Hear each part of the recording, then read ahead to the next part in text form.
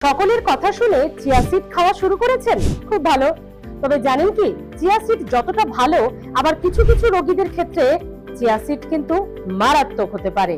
Chia seed কতটা ভালো ইন্টারনেটের যুগে এতদিনে আমরা তা সকলেই জেনে গেছি, কিন্তু কারা চিয়া সিড এড়িয়ে চলবেন, আজকের হেলথ প্লাসের ভিডিওতে সে তথ্যই থাকছে আপনাদের জন্য। যাদের কিডনির সমস্যা আছে তারা চিয়া সিড এড়িয়ে চলুন, কারণ চিয়া সিডে রয়েছে প্রচুর পরিমাণে পটাশিয়াম এবং ফসফরাস, যা কিডনির অসুখ থাকলে ক্ষতি করতে পারে। যাদের লো প্রেসার রয়েছে তারাও চিয়া সিড এড়িয়ে চলুন, কারণ চিয়া সিডে আছে ওমেগা 3, যা রক্ত জল করে দেয় এবং যার ফলে কিন্তু লো প্রেসার থাকা রোগীদের আরো লো প্রেসার হয়ে যাবে বা প্রেসার ফল করে যেতে পারে, মারাত্মক কাণ্ড ঘটে যেতে পারে। তাই লো প্রেসারের রোগীরা চিয়া সিড এড়িয়ে চলুন। যাদের ফুড অ্যালার্জি আছে